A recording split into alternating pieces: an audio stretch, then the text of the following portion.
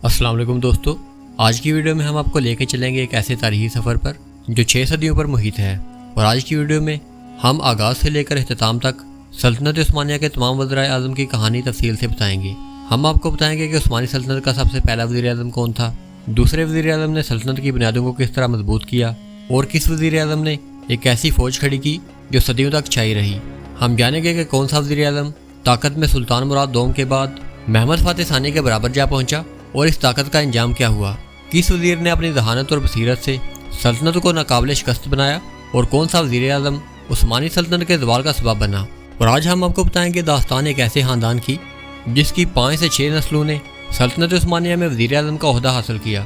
तो आइए आगाज़ करते हैं सल्तनत उस्मानिया के वज़राए आज़म की मुकम्मल दास्तान, ताकत और अंजाम और इसकी शानदार तारीख के साथ। Welcome to another historical chapter of हामिस्टिक।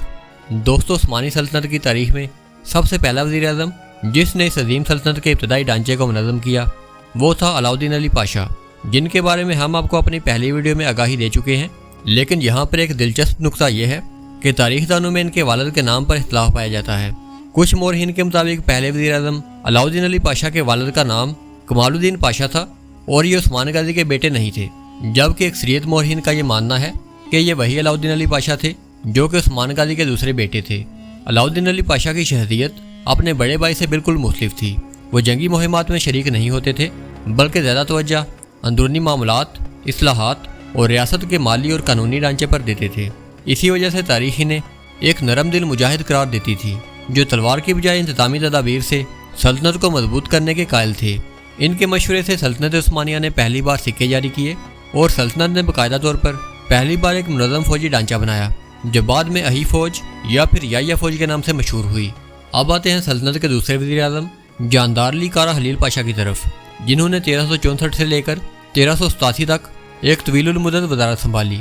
वो करामान बेलजूक के एक काम से गिराने से ताल्लुक़ रखते थे और तालीम इन्हें ज़नीक के मदरसा में मिली।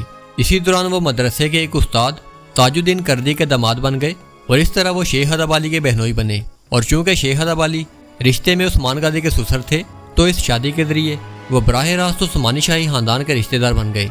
बाद अज़ां और खान गाजी के दौर में वो पहले इज़नीक के काजी और फिर बुरसा के काजी बने।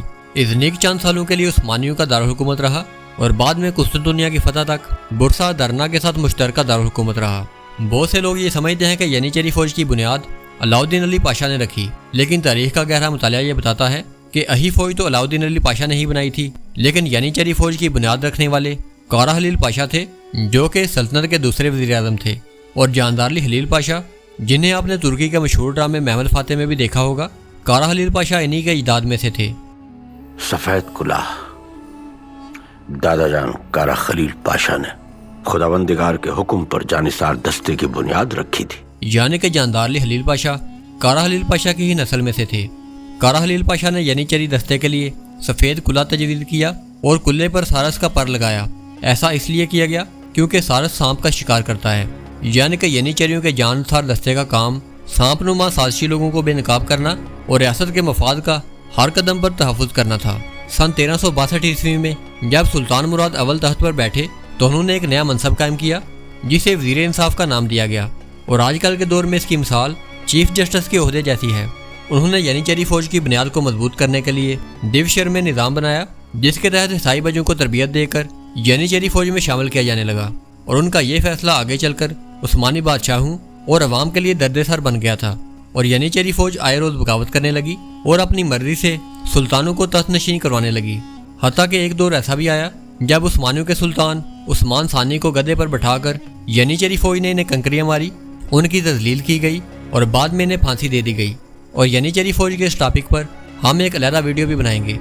कारा हलील की सबसे बड़ी पहचान ये है कि इन्हें ग्रैंड वज़ीर का खिताब दिया गया और सन 1387 में उनके इंतकाल के बाद उनकी औलाद ने वज़ारत का ये मनसब संभालना शुरू किया, जिसके बाद जानदारली ख़ानदान कई दहाइयों तक सबसे ताकतवर और सियासी ख़ानदान रहा।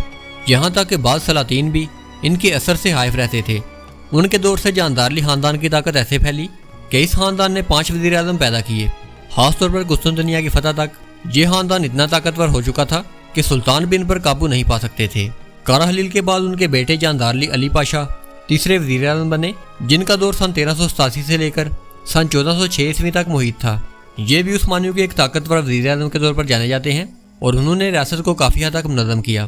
جاندارلی علی پاشا کے بعد 15 سال تک جاندارلی خاندان وزیر اعظم کے عہدے سے محروم رہا اور بالآخر جاندارلی ابراہیم پاشا عثمانیہ سلطنت کے اگلے وزیر اعظم بنے۔ ان کا دور 1421 سے لے کر 1429 کے 8 سال کے عرصے تک محیط تھا اور یہ بھی سلطنت کے ایک اچھے وزیر اعظم تھے، لیکن بعد میں سلطنت کی اندرونی سازشوں کے باعث انہیں اس عہدے سے ہٹا دیا گیا۔ اس کے 10 سال کے عرصے کے بعد انہی کے فرزند کارا خلیل دوم اگلے وزیر اعظم بنے، جنہوں نے 1439 سے لے کر 1453 تک عثمانی سلطنت کی وزارت سنبھالی۔ دوستو، تاریخ کے صفحات میں اگر ہم جاندارلی خلیل پاشا کا ذکر دیکھیں تو وہ اپنی چالاکی، حاضر دماغی اور حکمت عملی کے باعث بہت مشہور تھے۔ وہ صرف ایک وزیر نہیں تھے بلکہ ایک ایسے شخص تھے جو لمحوں میں حالات کا اندازہ لگا کر فیصلہ کر لیتے تھے۔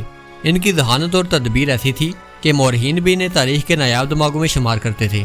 خلیل پاشا نے وہ زمانہ دیکھا جب سلطنت عثمانیہ اپنے عروج کی طرف بڑھ رہی تھی اور قسطنطنیہ کی فتح قریب تھی، اور اس دور میں خلیل پاشا کی طاقت اتنی بڑھ گئی تھی کہ وہ خود بھی سلطان کے برابر اثر و رسوخ رکھتے تھے۔ ینیچری فوج جس کا قیام خلیل پاشا کے اجداد کارا خلیل نے رکھی تھی، ان کے صرف ایک اشارے پر جان چھڑکتی تھی، لیکن ان کی طاقت کا یہ جادو ہمیشہ کے لیے نہ چلا، اور جب سلطان محمد فاتح نے قسطنطنیہ کو فتح کیا تو وہ صرف ایک سلطان نہیں بلکہ ایک مطلق العنان حکمران بننا چاہتے تھے، اور انہیں لگتا تھا کہ جاندارلی خلیل پاشا اور ان کے خاندان کی طاقت مستقبل میں عثمانی خاندان کے لیے خطرناک ثابت ہو سکتی ہے، کیونکہ وہ اس سے پہلے بھی محمد فاتح کے اقتدار کو چیلنج کر چکے تھے، جس کا نتیجہ یہ نکلا کہ سلطان محمد فاتح نے تاریخ کے سب سے بڑے اور طاقتور وزیر اعظم کو پھانسی دے دی، اور یوں جاندارلی خاندان کے دور کا ہمیشہ کے لیے خاتمہ ہو گیا، اور خلیل پاشا سلطنت کے پہلے وزیر اعظم ثابت ہوئے جنہیں پھانسی دی گئی تھی۔ ان کی وفات کے بعد جاندارلی خاندان کے کچھ افراد نے وزارت سنبھالی، لیکن خلیل پاشا کی پھانسی کے بعد اس خاندان کی سیاسی قوت ٹوٹ گئی تھی اور عثمانی سلاطین نے اس خاندان پر اعتماد کرنا چھوڑ دیا۔